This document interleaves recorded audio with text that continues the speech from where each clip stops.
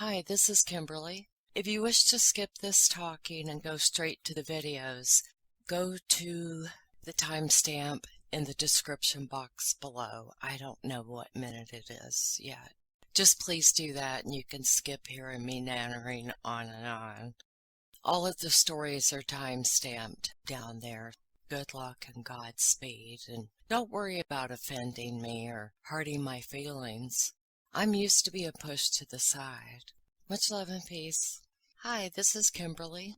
I just want to say, when they capture this asshole called Brian Laundrie, Dirty Laundrie, whatever, I hope they can find an off-grid place out there with no trail cams and nobody with a cell phone, and just beat the living tar out of him before they arrest him. And then they just deny if he says anything. Say, no, he fell down a ravine when he was running away from us. Isn't this dude, as they call them these days, isn't this dude too old to be running away from home? I bet his mommy packed him a lunch and put it in his backpack. Supposedly he's some sort of survivalist or some bullshit like that. Some horse shit. Antelope shit. Where were they?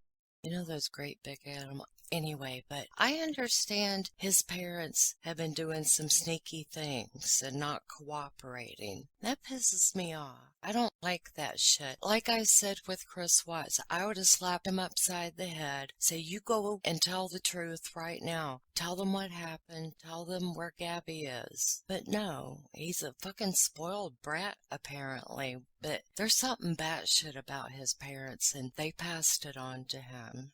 I read some gossip in some comment threads or maybe a newspaper story. I don't know. My head is spinning from this new case.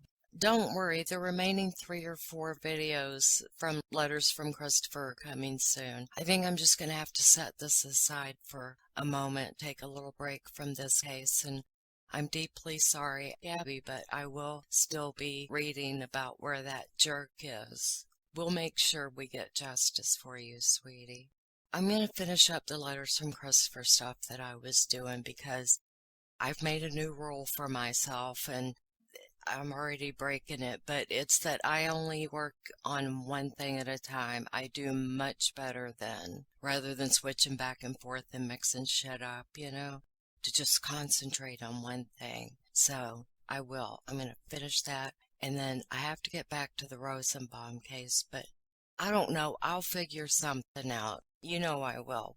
I just want them to find that idiot. He better not have killed himself, taken the coward's way out. That's against the law to commit suicide. But he doesn't give one flying fuck about the law, does he? But back to the gossip. And I'm not usually one to gossip. I'm just telling you what I read. I didn't participate in any gossip, let's put it that way, but is it true that Brian's mother made an Instagram account and put Gabby's name on it and was sitting there saying shit like, don't be mean to Brian Laundrie's family and I'm okay, I'm fine, I'm in a tent and I'm gonna get medical help. All this fucking bullshit. People are sick out there. Then there's these other internet users that are trying to be sleuths and do everything they can to work out what happened to Gabby, and they're closely analyzing fake profiles and shit like that that's appeared on Instagram and elsewhere. In today's videos, it's several stories like news stories like I've been doing, but I cut out the redundant parts. We don't need to keep hearing about they started off in Long Island on their cross-country track and all that. Even though I know not everybody knows the story, I've left enough in there in case you don't. But just that redundant stuff and the chit-chat between the newscasters that's not interesting, things like that. And you know me and my and stuff like with Pitbull from the Rosenbaum trial. I had to cut some of that shit out. Newscaster saying, and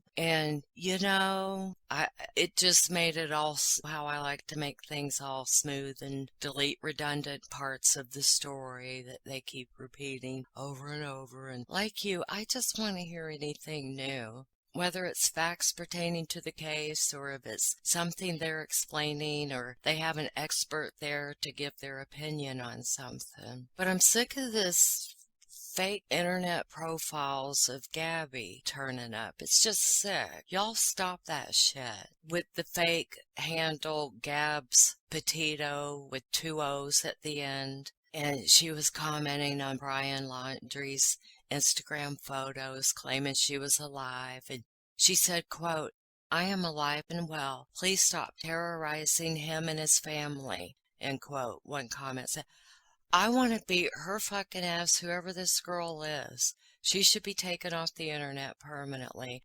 I wish they could do that. You know, some people just, yeah, and she's claiming she's okay and thanking people for their support. And another thing she said, quote, "I ask that you please don't send neither Brian nor his family hateful comments, as that will only make the situation worse. This is some sick bitch who has a crush on Brian." That doesn't surprise me.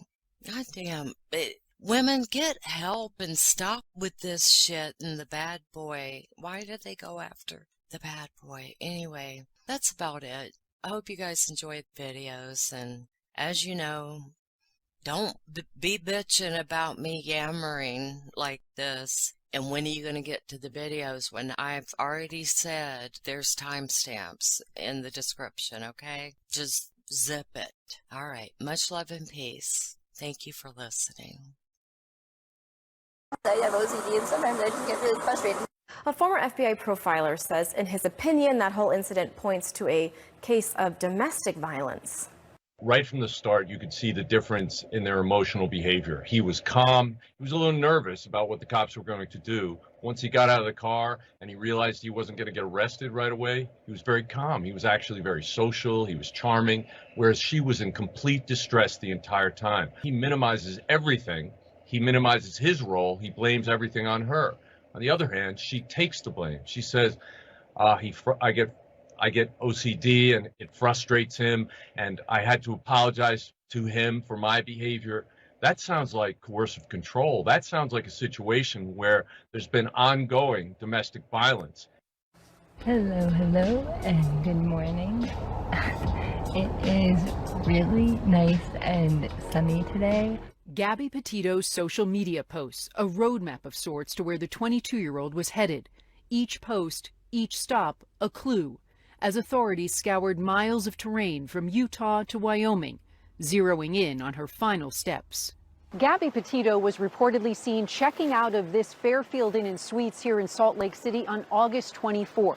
And a staff member has confirmed to us that the FBI and the police were here recently asking questions as part of their investigation into her disappearance. The same day Gabby was reportedly seen checking out of the hotel, she FaceTimed with her mom, saying she was leaving Utah and heading to the Bridger-Teton National Park. That means Gabby and her fiancé Brian Laundrie would have been heading north. They were driving Gabby's converted white 2012 Ford Transit van with Florida plates. Their planned final destination reportedly was Yellowstone National Park. On August 25th, the last post on Gabby's Instagram put her at the Monarch, an arts and entertainment venue. We found the Monarch in the same mural posted in Gabby's Instagram photo here in Ogden, Utah, about 40 miles north of Salt Lake City and about 260 miles south of the Tetons. The owner of the Monarch tells us that the photo Gabby posted was taken here at the Monarch. He also says he shared security camera video with the FBI. On the Monarch's Facebook page, they posted these 3 pictures of Gabby Petito at their venue. The post reads in part, "Has anyone seen this beautiful woman? Gabby Petito has been missing since late August."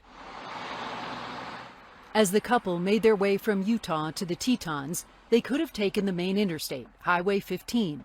But if they were looking for a slower, more scenic route, they might have turned off 15 and driven west, winding their way through Alpine and 𝐏𝐥𝐸 before turning north again towards Jackson, Wyoming. We know Gabby texted her mom multiple times on August 25th, and by that time, her family believes Gabby was in the Tetons. On August 27th, the family's attorney says there were more texts between Gabby and her mom. That same day, video bloggers caught a glimpse of a white van parked in an area known as the Spread Creek Dispersed Camping Area in the Bridger-Teton National Forest, which borders Grand-Teton National Park.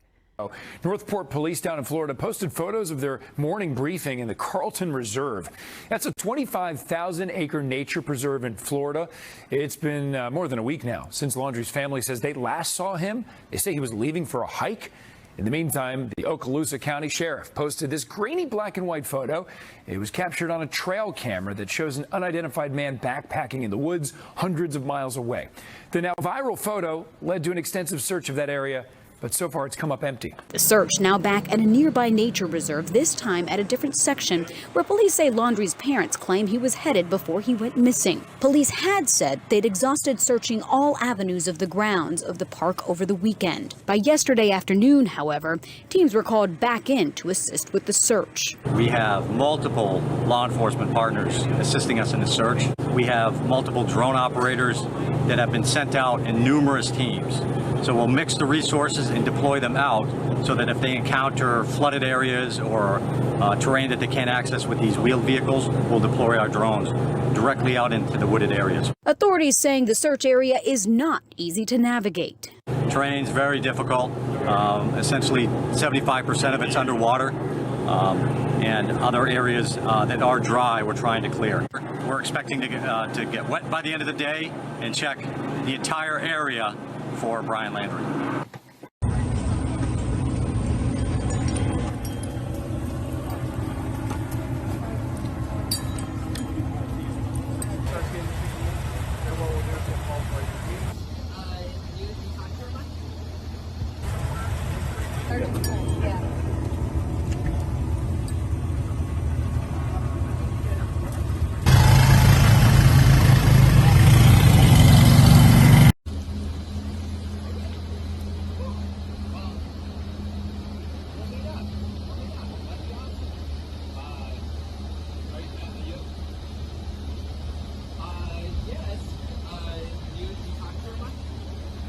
In recent days, the search for Gabby was focused here at the Spread Creek Dispersed Camping Area. Law enforcement, along with teams from the National Park Service and the U.S. Forest Service, all conducting ground searches here in the Bridger-Teton National Forest, a vast wilderness here in western Wyoming, encompassing more than 3 million acres. This is a camping site. This is not the campsite they've stayed at or anything like that. I just want to give you guys an idea for reference of where we are. So this is a campsite. This side of the park all over here is really where you're seeing people. Okay, so there's campsites like this. It's heavily wooded. You can see it's beautiful. You're going to see a lot of hiking, a lot of recreating. So you walk across here, there's a small area of water. And then this is the area that we saw law enforcement focusing their search. It's very desolate. So you see, if you want to get here, there's a small cliff depending on which side you come from. But this isn't an area that you would see people walking around. This isn't an area that you would see anyone hiking. You can see kind of the rocky terrain that there is. Now, if you guys have been following this, you probably know that there was a memorial that we found out here. So we were some of the first people after law enforcement opened up this area to come back here. And about a quarter mile back there, so about a quarter mile back there, over in this vicinity, there is there's a creek area, and then when you cross the creek, that's where we saw that what looks like a memorial. It's a rock formation of a cross. That's also where we saw a lot of those law enforcement markings.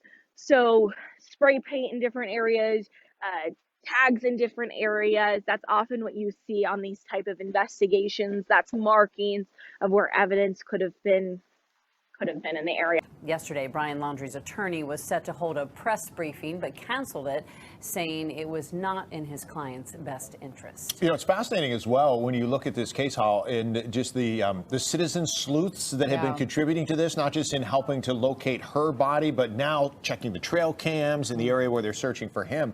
A lot of online investigators pitching in. Oh, yeah, definitely getting a lot of social media attention for sure.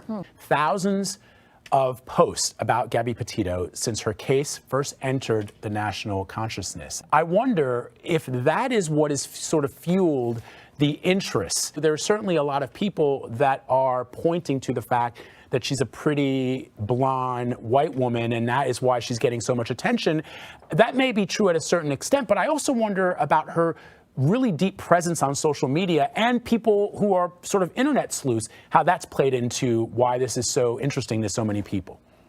I agree. I think it's a pretty dynamic hodgepodge of things that have led us to this moment of maximum attention on this case, that it started to get attention during a relatively slow news cycle as well, right after the 20th anniversary of 9/11. We had a break from the hurricane. Then was this caption written by him or her, because it's different than the one she's written in the past, and it had allowed this engagement and almost interactivity among armchair sleuths and people who have been sitting at home with their computers and phones for the last 18 months. And I think that that was an incredible accelerant to get to the moment that we're at now. So it does feel like this a story, and I don't want to be callous about it, but it's sort of made for the age of COVID. I worry very much about talking about this as data points when this is somebody's daughter and sister and a human being whose life has been cut short in probably a really terrible way. I do come in to look at sort of what this says about media and what this says about society, how online we all have been and how at home we all have been really has an impact. I also think during that same time and in the couple of years preceding COVID, true crime through the audio medium especially has become huge. And so you have all these aficionados of true crime who spend hours listening to cold cases, cases that have never been solved. And they're going back to things from my younger days as a journalist, JonBenet and Lacey Peterson and the Menendez brothers, which is slightly different. But and now here is something contemporary and contemporaneous to the moment, somebody that a lot of young people can identify with, in many cases her race, but her age too. I think that there's also something to be said about being in a relationship that really looks normal on the outside and that you're putting a lot of energy into keeping things pulled together and keeping up appearances on social media. And if you watch, as I have, the very anguishing body cam video from when they interacted with the police, you see a distraught young woman, to my eye, really trying to keep herself pulled together and keep the appearance of this relationship pulled together. And I think that that's something, unfortunately, that a lot of young people and young women can identify with also. I watched that video of that interaction with the police, and of course, the police have a difficult job to do. I'm not pointing fingers at them or blaming them for anything, but it sort of showed, and I think a lot of young women are seeing that video and they are posting on social media front and center what many women in this country and around the world deal with on a regular basis. That it's being brought to light through the story of a white woman. It is not a white problem at all. And I agree with you. And I would add, you know, she's then got to go back and get in the car with him or, you know, spend one night apart as they did. But I think women also have the burden of, if I really tell what's going on, then what? You know, am I putting myself in worse jeopardy and in worse danger? And it looks like, it really looks like it was obviously a terrible situation. The issue of race cannot be ignored and shouldn't be ignored. And I think that we all, and I put myself in this category, need to take a hard look at the things that we pay attention to as reporters and as people with a phone in our hand. But you don't want to get the man in trouble. You know that if you really explain what's going on, that could mean that he's arrested, and you don't want to do that. But when you look at the statistics, that the number of women that are killed by someone in their home, someone that they're married to or someone that they're dating. And you ask when you see those statistics, those numbers, and here you have video showing what I think a lot of people are saying, that's it right there. Now you understand. Yeah, and presumably that issue has no race. I think there is more at play than race that got people really, really enthralled in this. And I really believe the internet played a huge role in it, and the idea that it was still happening as the interest took off. I mean, the interest was huge before she was even found. And I think, checking your phone and is there an update? And I talked to people who said if you zoom in on this picture, you'll see that the roots, her hair color, were more blonde in this picture than in that picture, which makes me think that he posted it, sort of out of order. I mean, the amount of sleuthing that has been going on because of what Gabby and this guy put out on the internet plays a really big role, and it played a really big role, I believe, in her body being found also. This has been part of our discussion about how missing white women generally are covered in the news media. You mentioned some of those other cases, JonBenet, Natalie Holloway, but I wonder if this could also be a moment where newsrooms across the country start to reassess how they cover this, because you've had, Natalie Holloway was back in, I think, 2005, and JonBenet was before that. This was before social media, and now because people are so vocal and they're able to sort of, I don't want to say dictate how newsrooms cover things, but they are able to bring attention and awareness to issues that perhaps might have gone unnoted in the past. Do you think that this may lead to a reckoning on how we cover missing people generally? Because there are a lot of Native American women who are saying, what about us? A lot of African American and Latina women, and even the LGBTQ community has had issues with this type of coverage. I wonder if, and we should also distinguish that a lot of these stories are covered in local newspapers. I think what a lot of people are sometimes angry about, it doesn't reach broadcast journalism or broadcast news at the national level too. I do think that it's going to cause everybody to read. I think we are taught, the fact that you and I are talking about this, the fact that a big part of my story was about this. In some ways, I think you could make the argument, well, maybe that's the way in. We can talk about this in a more appropriate, dignified way by talking about the fact that it's unfair that we're talking about it and not talking about women of color, trans women who face terrible violence that doesn't get a lot of coverage. So I do think that it's made this more of a conversation point in an important way. The issues of how many people go missing that don't get coverage at all it's a terrible one. I don't know what the answer is. Do we not cover any of it? Because really, Gabby Petito is not, what has happened to her has become newsworthy, but she wasn't a newsworthy person before. So do we cover nothing? Do we keep track by, some chart by, well, we can't do this one because we've done too many that fit into this demographic? I don't know. I don't know what the answer is. And maybe we also need to be doing more to cover the causes that lead young women to go missing. Abuse at home with their parents, abuse at home with their partner, mental illness, drug addiction. I mean, really, you can peel the layers back, and it goes down to some of the deep and fundamental fissures in our society for young women and the way that they're being failed. And maybe that's something that I'll think about as a reporter and think about more as I pitch stories about trying to focus in on some of the underlying causes that lead to a moment that sadly this woman and her family have found themselves in. They're not feeling any comfort. Oh, lucky for us, we're getting all this coverage. I mean, I can't imagine that they're feeling that they're experiencing a lot of privilege right now at all. No, for sure. And, I'll tell you, Katie, one of the things, years ago when I was a student, I did a story on Trisha Miley, the Central Park jogger, and I went back and researched how many other women had been violently raped or assaulted in New York City the same week that Trisha Miley back in 1989 was assaulted. And I found several.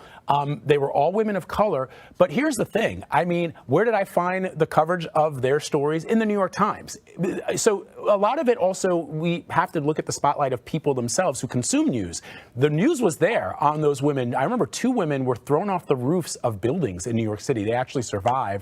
But it had been covered. It's just that, you know, you read about it and it's women of color, they're poor women, and so you move on to the next story. Trisha Miley was a Wall Street executive. She was jogging in Central Park. That seemed to have something, you know, that the public was more vastly interested. Fascinating discussion.